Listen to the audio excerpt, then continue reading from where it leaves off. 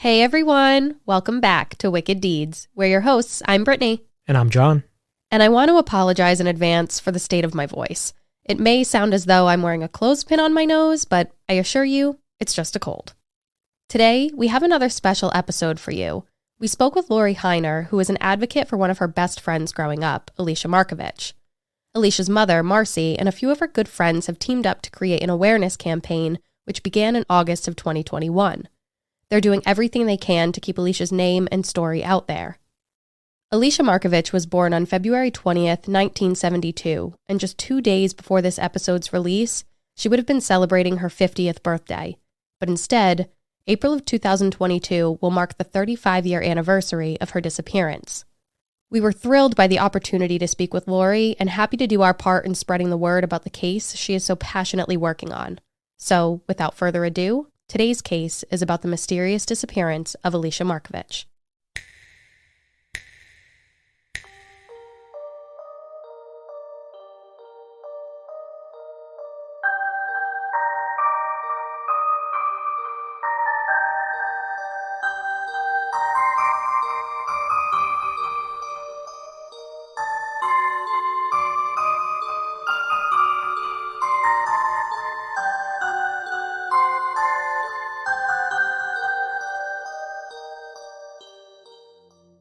Alicia Markovich was your typical exuberant teenager back in 1987.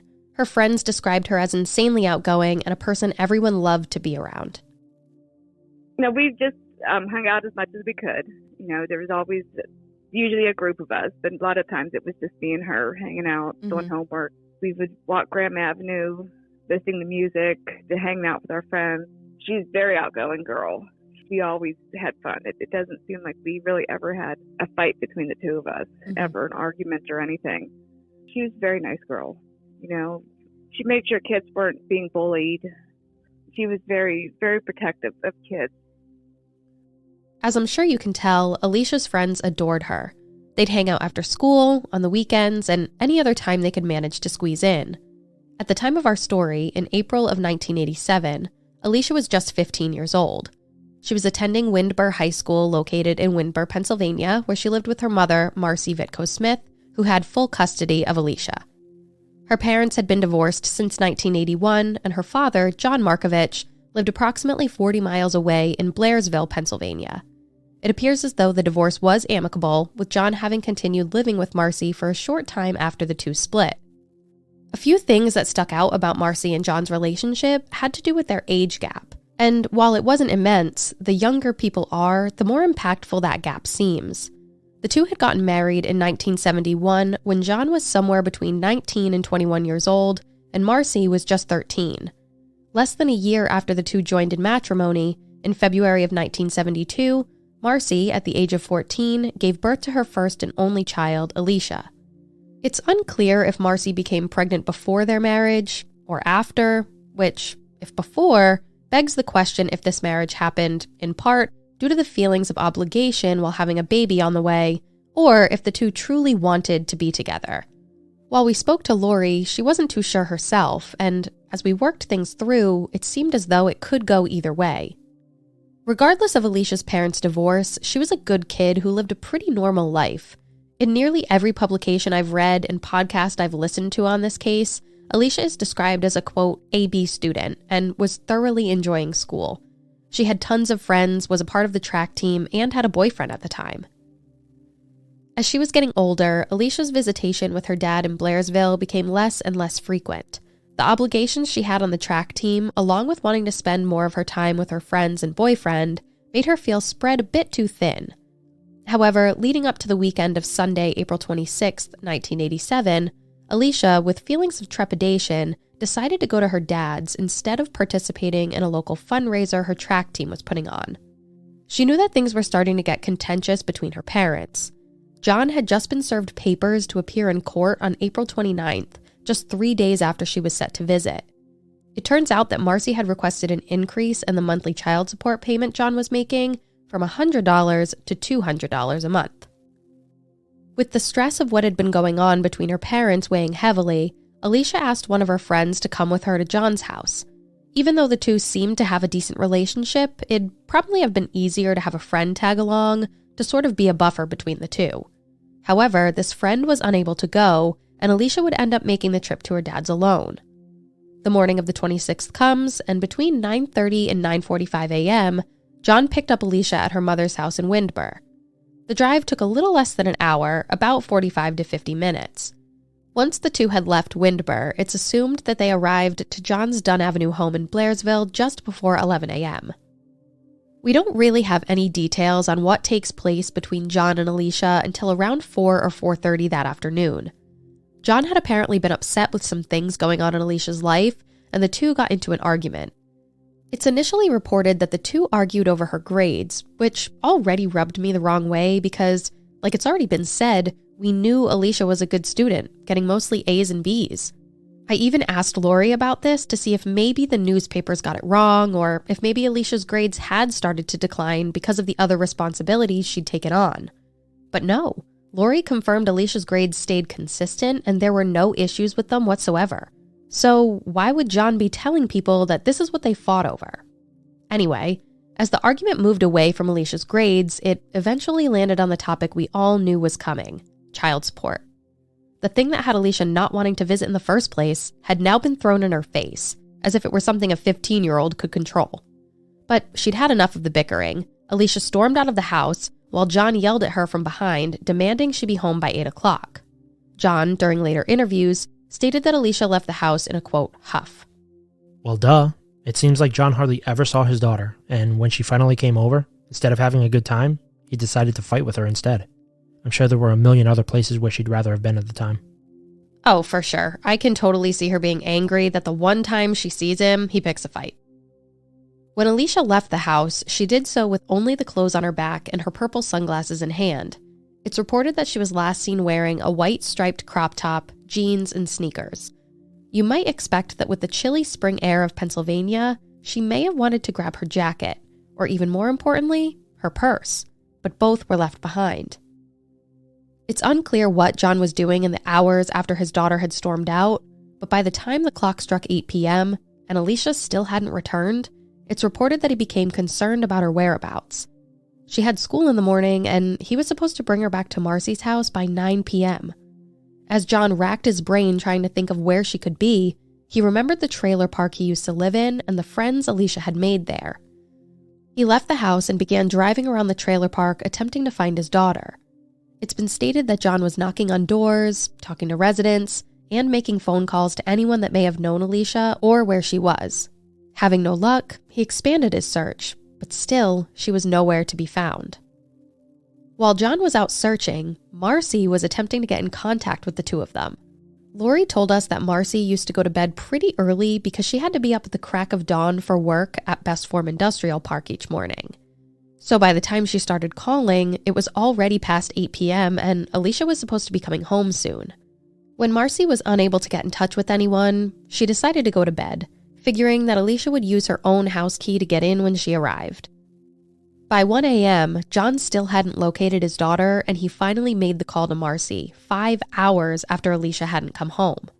He claimed that he'd been out searching all that time and just now decided to alert Marcy of their daughter's disappearance. Marcy recalled the phone call she received from John in those early morning hours. In an article on WPXI.com, there's a passage regarding the exchange between the two. It states, quote, "Marcy, she's gone." I said, "What do you mean she's gone?"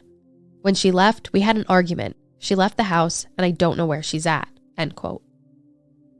By the following morning, Monday, April 27th, Alicia still hadn't been seen or heard from, and her parents each filed police reports for their missing daughter. When reporting his daughter missing, John's initial story was that Alicia had ran away, that after their argument, she just up and left around 4:30 or 5 o'clock the night before and never came home. He told the Tribune Democrat, quote, "I was standing at the sink doing dishes. She walked out the door and I never saw her again. I don't know what else to say," end quote. Now that Alicia had been reported missing, authorities began their investigation, which seemed to go nowhere fast. Based on our conversation with Lori and everything else I've been able to gather, it appears as though police took John's word for the story he gave, believing that Alicia had ran away, and in doing so, they failed to question him any further. This seemed strange. In the early stages of any missing persons investigation, especially that of a juvenile, you might think that police would want to, maybe conduct a thorough search of the house where they were last seen, attempt to locate any of their belongings, comb the surrounding areas where they might frequent. But no, it seems as though a brief walkthrough of John's home and a quick scan of the area was all that was done. I mean, at the time, during the initial reports at least, police didn't really have a reason to suspect anything other than what John had told them, so I can see why they might not have dug super deep into things. I can completely understand that, especially considering it was 1987 and we all know how things went in terms of investigations back then. But once several days had gone by and a missing 15-year-old girl still hadn't returned, seems pretty clear she didn't just run away to cool off because of an argument. I think by then, authorities should have started backtracking and re-reviewing all possibilities of what could have happened. That I agree with. As more time continued to pass and she didn't come home, the investigation should have ratcheted up substantially. Well, time did continue to pass, still with no sign of Alicia, and eventually, the investigation did become more serious. Even though it appears as though investigators still weren't suspecting of those close to Alicia as being involved, they did determine and announce that they believed Alicia's disappearance may be due to foul play. It's unclear exactly what they meant by this at the time, but it seems like police were likely thinking that she'd been abducted, with the potential of something worse not being ruled out. As the investigation into the missing girl continued, very few leads came in. No one had seen her other than her father, and as things progressed, authorities were forced to begin theorizing based on the small amount of information they'd accumulated. This landed them on the idea that Route 22, a major highway in Pennsylvania, may be their best shot at finding answers. This thoroughfare was legitimately right behind John's house, which led authorities to wonder whether Alicia may have attempted to hitchhike along this route, and in doing so, met someone who could have harmed her. But what's strange about this whole scenario is the fact that not one single lead, at least none that have been reported, ever stated that Alicia had been seen walking along Route 22 attempting to catch a ride. We were curious as to what someone close to Alicia thought about this idea, so we asked Lori. I don't think she would have ever disappeared, even if she took off on her own. She had a boyfriend. She would just call him and told him to come get her. All of us girls were close.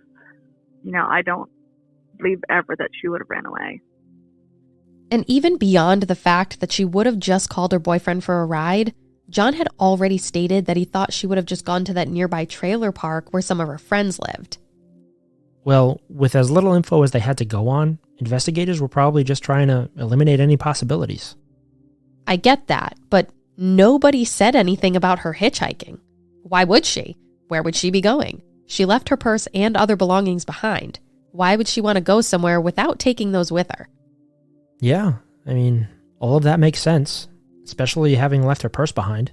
Believe me, as a woman, that's a big deal. She had to have had a purse with her or something to that effect, so her father didn't see her cigarettes with her, yeah. Because if she was mad and she was taken off, she's going to want her cigarettes. That was, when we were upset or what have you, that was the thing we went and did. We went and snuck our cigarettes. Lori wholeheartedly believes Alicia wouldn't have just up and left, and definitely wouldn't have left her things behind, even if she had walked off. So now, based on all of the early reporting done on Alicia's case, and confirmation from Lori, it seems as though nothing else really took place other than pleas for answers being put out to the public to help find the missing girl. That is, until about mid-1990, when police came forward to publicly state that they now believed Alicia's case had evolved from a search for a missing girl into that of a murder investigation. In an article in the Latrobe Bulletin released on April 24, 1990, titled, "State Police Seek Leads in Suspected Slaying," it discusses the press release put out by the trooper on the case at the time, John Sokol. It states, quote, "Investigators feel she was a victim of foul play and are treating the case as they would a criminal homicide. In following all available leads for the past 3 years, investigators believe the incident occurred when she left the residence in Blairsville. In treating the case as a homicide, investigators will continue to work on it until it is solved, regardless of the time it takes. Investigators are appealing to the public for assistance. The investigation indicates that someone out there knows about Alicia's disappearance, and we are asking that person to come forward," end quote. It still doesn't seem like they've given much info on what they believe happened, though. Just saying that they're now investigating the matter as a criminal homicide isn't indicative that they've narrowed anything down. You're right. The only thing that seemed to be made clear during my research was that at this point, 3 years into the investigation, authorities believed that whatever happened to Alicia likely took place the same day she went missing. Investigators had yet to name any persons of interest, claiming that they hadn't ruled anyone out. Sadly, though, not much happens in Alicia's case for about a decade. In 1998, John Markovich moved to Plainsville, Ohio, while maintaining ownership of his Blairsville home. Apparently, he went back and forth between the two areas for work. It turns out that John had worked in the mining industry, which proved to be pretty interesting when I discovered that police, working Alicia's case, had actually searched a mine located near Johnstown, Pennsylvania at some time during the 90s. Nothing seemed to come from it, but it sure makes you wonder what investigators may have been thinking. A couple more years go by when what looked to be a gigantic break in the case finally hit during October of 2000. It's reported that John Markovich received a mysterious letter delivered to what's believed to be his Blairsville home. There's been some conflicting reports in regards to the envelope, but it seems, based on most sources, to have been handwritten, with the return address from Bedford, New Hampshire, a place located over 550 miles away from where Alicia was last seen. Inside the envelope, a typed-out letter, detailing information surrounding Alicia's disappearance and subsequent murder, allegedly written by the one responsible. A portion of the letter, which was released to the public, stated, quote, "What gave me the idea to contact you was when I saw by chance an old missing persons flyer posted on the side of a mailbox in Philadelphia about 3 weeks ago. The second time I saw it, it was like everything faded to gray. Nothing seemed real for a long time. I thought that it all had been forever buried. I had spent the last 13 years erasing and boarding up the name Alicia Markovich in my mind, and by seeing that, it opened up the floodgates, so to say, to a limitless sea of remorse, guilt, anxiety, inner sadness, and depression," end quote. The entirety of the letter was never exposed, but some of the information, such as circumstances surrounding how Alicia died and where her remains could be found, were. The author explained that Alicia's remains could be found near a bridge along the Conemaugh River on Route 220, just outside of Blairsville. The bridge and river were both located close to John's home, and, from all reports, had yet to be searched. I have to assume that police took this letter seriously. I mean, they'd been left with so few leads to go forward with that this must have seemed like a godsend. You're right. At the time, police seemed to think that this could be their ticket to finally closing the case. It's hard to believe that the area Alicia's remains were said to be located near hadn't been searched, though. I find that odd. That's exactly what I was thinking.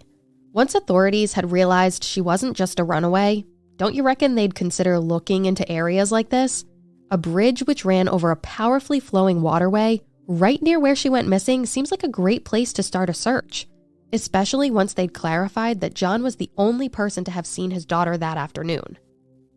I guess the lack of searching the river is a moot point now, but either way, in 2000, authorities dove into the lead head first. Police went on to search both the river and the surrounding area where the letter's author supposedly told John to dig, eventually coming out with no new evidence.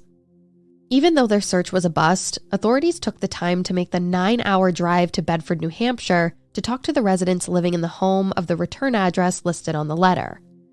Investigators were looking to confirm that the people living there had sent the letter and whether or not they knew anything about Alicia and her disappearance. Once police arrived to the home, the individuals living there told authorities they had no idea who Alicia Markovich was, that they did not send the letter, and had never even heard of Blairsville, Pennsylvania. After what seemed like a relatively exhaustive investigation into the letter and its authenticity, authorities deemed it a hoax. Did investigators give any insight as to how they came to that conclusion? It seems like there were multiple facets to their decision, but most importantly was the fact that, at the time, there were other similar cases of missing girls, namely Deborah Quimby and Colleen Orsborn, where a comparable letter had surfaced, alleging clues to their whereabouts. Once they'd been looked into, it appears as though authorities believed that each letter may have come from the same source. Based on my own research, though, and what I've learned about Alicia's case, I'm not so sure I'm on board with that idea. One thing that had me thinking was that if the address on the envelope had indeed been handwritten, why not test the penmanship against any possible suspects? So I'm guessing they didn't do that? It doesn't appear that way, though it's been stated that authorities tested the letter and envelope for both DNA and fingerprints, but have struck out there. And just like that, the only viable lead that had come in over the past 13 years ended up being no better than any of the others, and another decade would soon pass with little to no progress being made. Then came April 26, 2011, the 24th anniversary of Alicia's disappearance. Around this time, state police decided to take another look into her case, while holding a press conference to bring more attention to the investigation.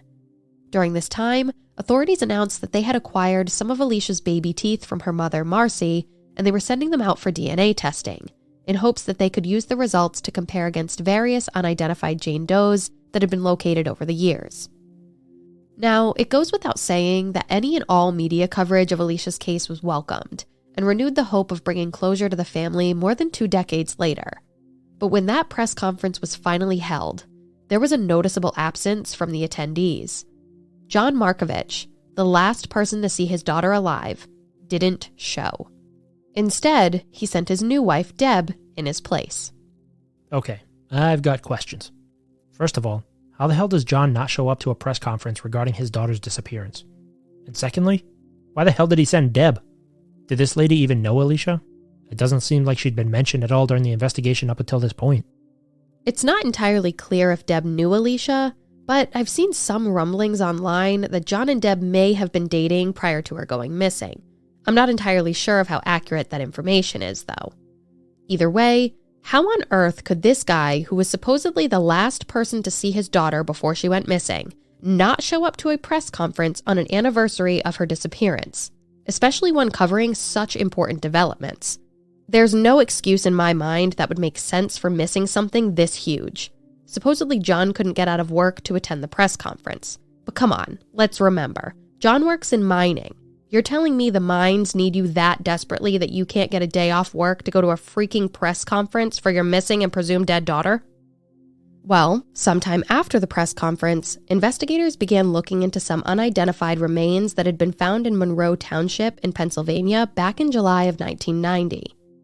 The murdered female, dubbed Penny Doe, shared similar characteristics to Alicia, and due to those similarities, authorities waited with great anticipation as the DNA gathered from Alicia's baby teeth was utilized in a comparison. Regrettably, as the results came back, the DNA confirmed that the remains were not a match to Alicia Markovich. Throughout the following years, similar analyses have taken place, all ending with the same outcome, causing the case to go cold, where it remains to this day. Even though police have never publicly named a person of interest in Alicia's case, it appears, at least to us, that there's plenty of circumstantial evidence which could lead someone to a conclusion as to who may be involved. There have been 2 fairly prominent theories around Alicia's disappearance over the years, with one, in our opinion, standing head and shoulders above the other. Yet it seems as though few people talk about it for some strange reason. We'll get what we believe to be the least likely out of the way first, which is the idea that Alicia had attempted to hitchhike, or while walking along, she met the worst type of person and was abducted and most likely killed. From what I understand and discussed earlier, it seems as though, at least in the early days of the investigation, that this was police's main theory. We know, at least based on John Markovich's statements, if he's being truthful, that Alicia left her father's house on foot after their argument. He said that she was angry and told the Tribune Review, quote, "I figured she was going to visit some girlfriends and tell about what expletive her old man is. I figured it would be good for her to blow off steam, get it out of her system," end quote. Okay, so if we just believe this, we'd have to totally ignore the fact that she'd be walking through chilly 50 to 60 degree weather while leaving her jacket, purse, and cigarettes at the house. Sure, let's go with it. Maybe as she was leaving in her, quote, huff, she didn't care about those things she left behind. We'd then have to believe that while she had been walking along, trying to cool off, someone either offered her a lift, abducted her, or she had been hitchhiking and got into a car with the wrong person.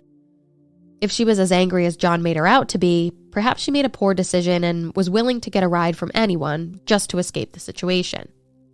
This one just seems weak to me. There's only 2 ways you could go with it. One being that if Alicia left for a quick walk to cool off, Sure, it'd be understandable that she left her things behind. But you can't tell me that if she had any intention of hopping up onto Route 22 to try and hitchhike somewhere, that she wouldn't have taken or gone back for her purse and jacket before doing so. Exactly. I don't think you can necessarily rule it out, but I just keep going back to what Lori said about how she would have just called her boyfriend for a ride. I mean, think. If she was pissed off and wanted to vent to someone about it, I highly doubt it'd be with a random stranger she decided to get into a car with. Plus, she would have brought her purse with her. I just think that if this was her plan, she would have done things differently, at least based on what we know about her. If you're asking me, the whole hitchhiking idea is highly unlikely, and the only other theory in this case is what makes the most sense, at least to us. So, as we rule out that theory, it leads us to what we believe to be most probable, and that is the idea that John Markovich may have had something to do with his daughter's disappearance, whether it be intentional or not. He's done some pretty sketchy things throughout the course of the investigation, some of which we haven't even gone over yet, that appear to be red flags. Even so, none of what he's done has ever given police enough ammunition to name him as a suspect, never mind move forward with any charges. And as such, it seems like most people that have covered or talked about this case barely dip their toes into the water when mentioning his potential involvement. So, to try and keep most things in order, we'll start with the day Alicia went missing.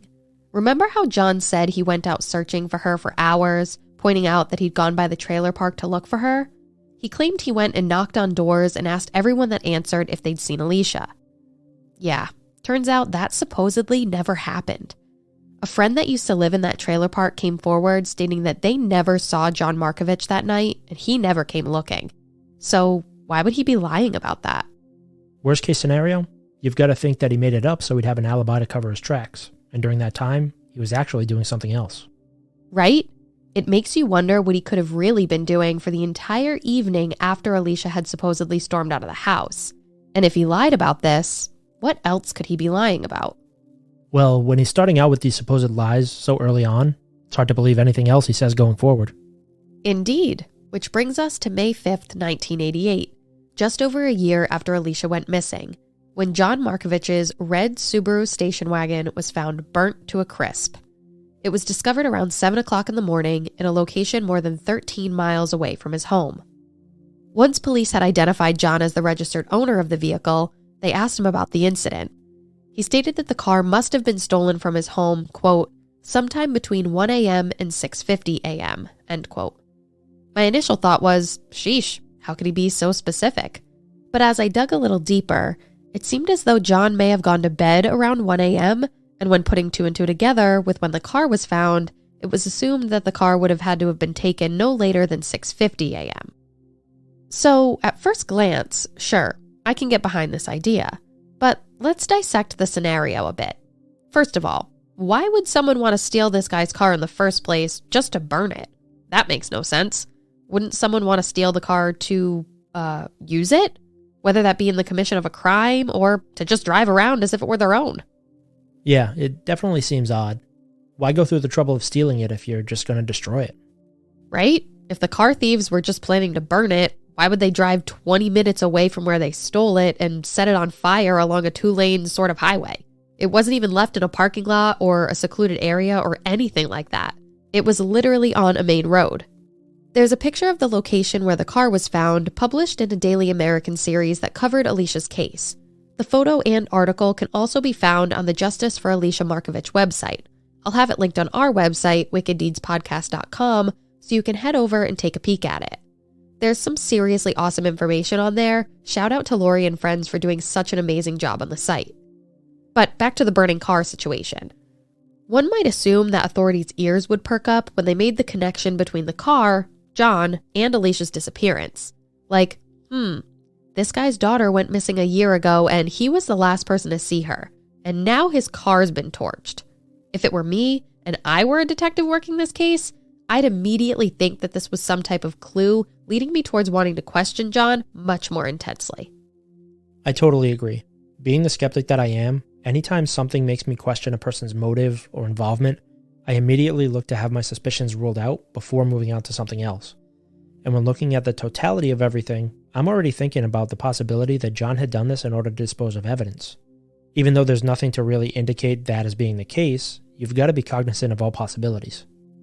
Well, according to reporting done in that Daily American series I mentioned before, it states, quote, investigators did not discover any evidence that would establish a connection between the theft and arson of Mr. Markovich's vehicle and Alicia's disappearance, end quote. And that's it. There is literally no additional reporting on this that I've seen. I asked Lori about it as well, and she had the same answer. There's been no additional information released on the matter. It's all just so bizarre. But if you couldn't tell by now, my suspicions are already leaning in a certain direction. Yeah, I get you. And I'm in the same boat. Even though investigators said they didn't find any evidence to establish a connection, I still have my reservations. Well, let's keep going, because this is just the tip of the iceberg. In an article with the Tribune Democrat from April 26, 1990, titled, Teen's Fate Still Unknown, it states that John said, quote, I guess I don't blame them. Nobody knows that she got to my house that day. Nobody saw her at my house, and nobody saw her leave my house. I think if I were the police, I'd think the same thing, but I never hurt my daughter, end quote. This seems like a fairly innocuous comment, but what's interesting about it is that it had never been disclosed that police were even looking into him as a suspect. From all reported accounts, it seems as though investigators had taken his claims that Alicia had left in a huff at face value. Outside of a brief walkthrough of the house, it appears as though there were no search warrants issued and no further examination into John's property. So why would he go and make a statement to the media implying that police thought he'd been embroiled in his daughter's disappearance? I mean, obviously police were going to question him, solely based off the fact that Alicia disappeared from his house. But to me, it seems like he was using this statement in an attempt to subvert anyone's belief that he was involved. You see this used a lot when people feel guilt over something. They try to get out ahead of it by putting an idea out into the world before anyone else does. That way, once someone tries to confront them about it, they can discredit their stance by already having brought attention to themselves. Like when you see a video of a cop stopping someone on the street to talk to them and see what they're up to, and the person's like, oh no, I wasn't trying to buy drugs. It's like, who the hell said anything about you buying drugs? Exactly. But this statement is just a small piece to the larger puzzle suggesting John's involvement. There's another piece of info that came to light which was much more damning. Now, like I've mentioned, the early portion of the investigation isn't well documented, so I'm not sure when exactly this occurred or if it had any influence on John's previous statement. But listen to this. It turns out that authorities had asked both Marcy and John to take polygraph tests. Marcy complied, of course, but John declined their request over and over and over again. In total, he allegedly refused to take the polygraph 19 times. I don't think I have to say much about that one, other than you'd think that a parent would be doing anything they could to aid investigators in the search for their missing child. Yeah, by refusing to take one, you're just making their job harder, while simultaneously making yourself look guilty. I know that might not be fair to say that because someone turned down a request for a polygraph, that it makes them look guilty, but it is what it is. In some circumstances, it's way more understandable. Like if John were some random person that had no contact with Alicia, sure, but he's her father, and the last person to ever see her. It's not a good look. Honestly, how many times have we heard about family members and friends of missing or murdered people being questioned? We've seen it happen time and time again. The point is to make sure they can be ruled out early on, so authorities aren't focusing on something that isn't going to help progress the investigation. We also know about the child support hearing that was coming up. Marcy was asking John to double his monthly payment from $100 to $200, which made us wonder if that would have been difficult for John to do. Maybe he wasn't making a ton of money and the additional $100 a month was going to break the bank. But through our conversation with Lori, it seems as though John was making pretty dang good money back in '87. So there shouldn't have been any concern that $100 was going to put the guy out. So why then was he so upset about it? Well, I'm not saying that I agree with this, but maybe due to the fact that the time he was spending with Alicia was dwindling because she wanted to hang out with friends more often or her boyfriend, he felt less obligated to have to support her. Or maybe he was just pissed off that he had to go to court. Well, from what I understand, John was served papers to appear just a few days before the Sunday visit with Alicia, which was barely a week before the hearing. So maybe he felt like he was being slighted over that? Who knows? But either way, Alicia knew he was going to be upset. Remember, she had even asked a friend to come along with her to Blairsville, probably thinking that John wouldn't get into an argument with her in front of this other person. It makes me wonder if he had a temper. Maybe John blew things out of proportion a time or two in the past, and that's why Alicia was worried. If she thought her dad was bound to flip out, no wonder she had anxiety about the visit. Anyway, moving on. Let's talk about that letter John received in 2000. There's a few things about it that really stand out. First, and what seems to be a fairly obvious question is, why was a confession letter about what happened to Alicia sent to her dad? The guy who didn't seem to care about his missing daughter nearly half as much as Marcy did. She'd been the one pushing for answers for all those years. In the letter, it seemed to address John specifically, giving him directions as to where he should dig for his daughter's remains. Was there any significance to this, or the fact that it was sent to him out of everyone else? I'm not sure, but the handwritten envelope was what caught my attention. Why type the letter out, but write the address by hand? I was wondering the same thing. But like I said earlier, authorities weren't able to gather any DNA or fingerprints from the envelope or clues from the handwriting. But the last thing I wanted to touch on in regards to the letter has to do with something we've talked about a few times recently. Could this be another one of those scenarios where someone who was possibly involved in a crime was telling a story while leaving out key details to keep themselves from being implicated in said crime? As in John was the one who wrote the letter himself? I could see that. Or maybe he had someone close to him do it for him. Like maybe his new wife? I wonder if they were together at the time of the letter. I'm pretty sure they were, so you can't rule that idea out. And speaking of that new wife, Deb, what about when John sent her in his place to the only media coverage his daughter's case had received in decades? Yeah, I don't believe his claim that he couldn't get out of work. Maybe if he was a freaking brain surgeon or something, I'd believe it, but not as a coal miner. To me, it's just another instance of John being shady. But what ended up being the nail in the coffin for me, as far as trying to believe John didn't have a hand in Alicia's disappearance, has to be this theory he put out to the media. It's the most obnoxious, ridiculous, asinine thing I've ever heard in my life.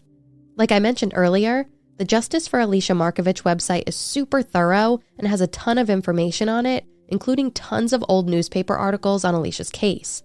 While looking through all of these articles, I found this particular quote. John told the Tribune Review in April of 1990, quote, "I think she started out as a runaway, but then something happened to her. You hear about these white slavery rings where girls are kidnapped and sold overseas to the highest bidder. Well, I think that's maybe what happened to Alicia. But knowing her, she'd try to make the best out of any situation. She probably got herself some old rich swami, and maybe she'll show up here someday covered with jewels, driving a big Lincoln Continental and say, 'Hi, Daddy dearest.' At least that's what I'd like to think. Sometimes you've got to half joke about something like this to keep your sanity." End quote. When I first read this, my jaw was on the freaking floor. Like, what the hell? There's something seriously wrong with a person when they can make a comment like that about their missing daughter, even in jest, if you believe that to be possible. It's interesting to know that this quote was published around the same time as the one we talked about earlier, where John had talked about how he would think he was involved too, if he were the police. But with this one, I feel like he's now trying to convince himself of some type of happy ending because he knows something terrible happened.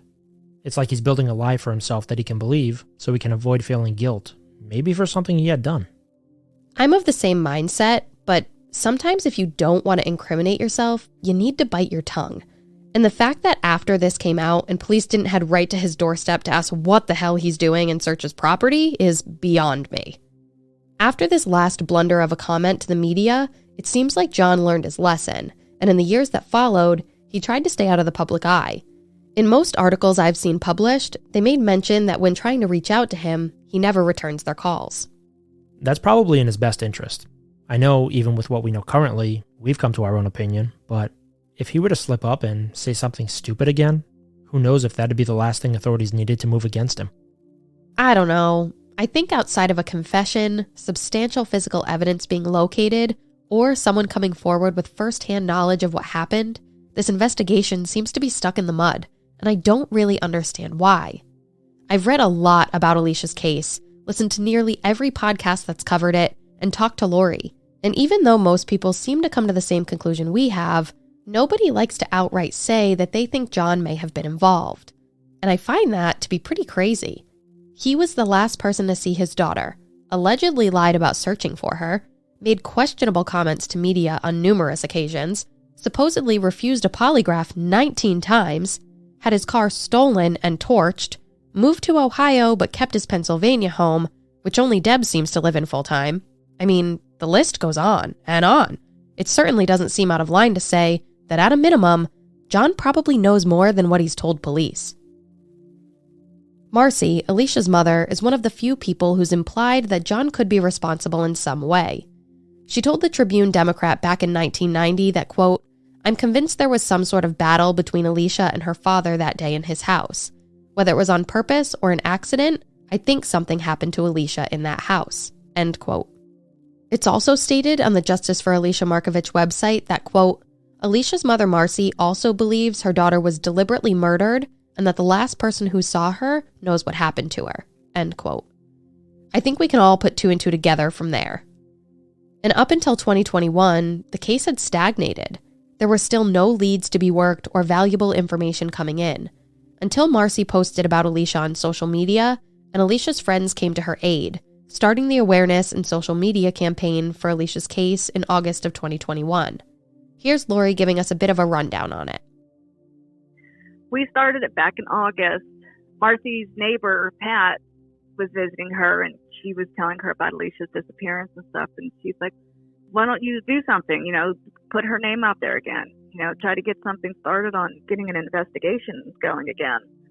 That her friend Pat created the Justice for Alicia group, and then we all became part of it. And she's like, well, does any of Alicia's friends want to take over? She said, I kind of can't continue on with this because I've got work and school, and she had a lot going on at the time. And me and another girl decided, yeah, we were friends with Alicia.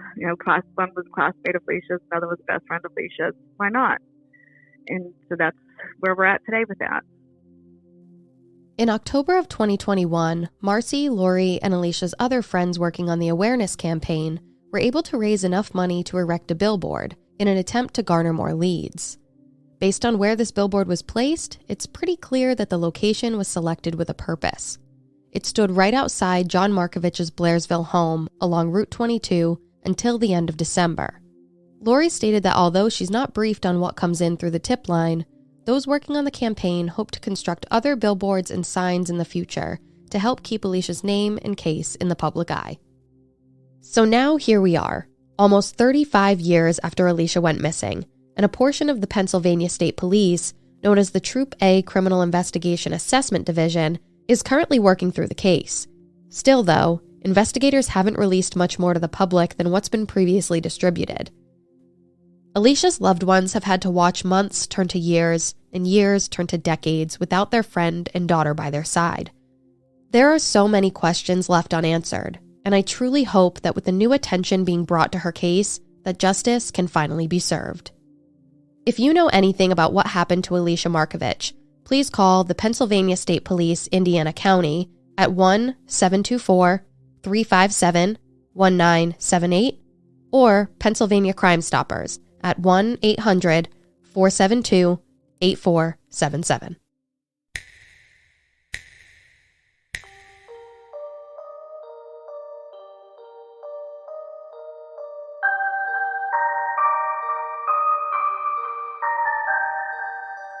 Thank you all so much for tuning in every week. We're so happy to have you here. Make sure to leave us a 5-star review before you go and follow us on our socials. You can follow us on Instagram at wicked.deeds.podcast and on Twitter at wickeddeeds. Don't forget to visit our website, wickeddeedspodcast.com, to take a look at any photos from this episode and view our source material. But most importantly, tune in next week for an all-new episode.